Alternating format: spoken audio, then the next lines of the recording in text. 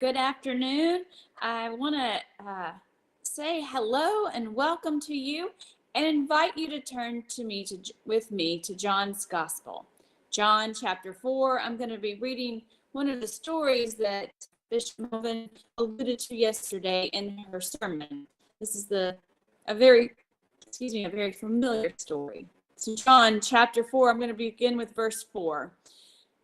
Jesus was passing through Samaria, and he came to a Samaritan town called Sychar, near the plot of land that Jacob had given to his son Joseph. Jacob's well was there, so Jesus, since he was tired from the journey, sat right down beside the well. It was about noon. A Samaritan woman came to draw water. Jesus said to her, "Give me some water to drink." For his disciples had gone off into the town to buy supplies. So the Samaritan woman said to him, "How can you, a Jew, ask me, a Samaritan woman, for water to drink?" For Jews use nothing in common with Samaritans. Jesus answered her, "If you had known the gift of God, who it was that said to you, 'Give me some water to drink,' you would have asked him, and he would have given you living water." "Sir," the woman said to him, "you have no bucket at the well, and the well is deep. Where are you going to get this living water? Surely you're not greater than our ancestor Jacob, are you? For he gave us well and drank from it himself, along with his sons and his livestock." Jesus replied, "Everyone who drinks some of this water will be thirsty again. But whoever drinks some of the water that I will give him will never be thirsty again. But the water that I will give him will become in him a fountain of water springing up to eternal life." The woman said to him, "Sir, give me this water so that I can drink and not be thirsty or have to come here to draw water." He said, Go call your husband and come back here." The woman replied, "I have no husband."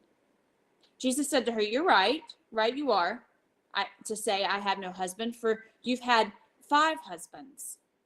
And the man you're living with now is not your husband. This you said truthfully." The woman said, "I see that you're a prophet. Our fathers worshipped on this mountain, and you people say that the place where people must worship is in Jerusalem." Jesus said to her, "Believe me, woman, a time is coming when you will worship the Father neither on this mountain nor in Jerusalem. You people worship what you do not know. We worship what we know because salvation is from the Jews. But a time is coming, and now is here, the true worshipers will worship the Father in spirit and truth. The Father seeks such people to be his worshipers. God is spirit, and the people who worship him must worship in spirit and truth." The woman said to him, "I know that Messiah is coming, the one called Christ. Whenever he comes, he will tell us everything." Jesus said, "I, the one speaking to you, am he." This is a powerful story, and you will see some powerful images of this story throughout this week as we reflect more on this story. But I wanted to connect it a little bit more with what Bishop Melvin shared with us. Bishop Melvin, our regional minister, joined us in worship yesterday. She was preaching and shared the message with us. And when she was sharing, she said, "We are to be seekers.com," and .com stood for curious, open, and motivated. So my question for you today is, what motivates you? Where does your motivation come from? What motivated this woman at the well?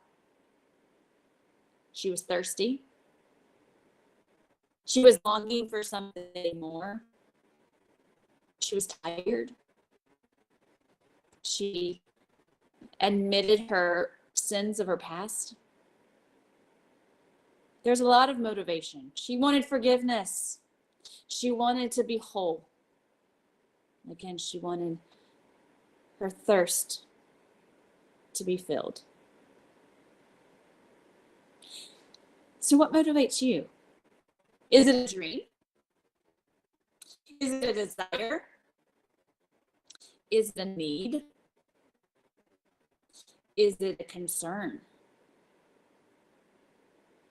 Is it something that's been aching or egging you on? Is it a desire to forgive or the need for forgiveness? What motivates you? What are, on this journey of seeking throughout Lent, what is it that's driving you and pushing you forward? Is it the testimony of God in your life? That's a question for you to think about. What motivates you to go out and seek, to go out and serve, to go out and follow Christ?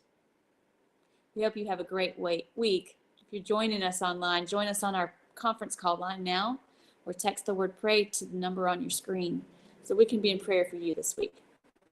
Take care.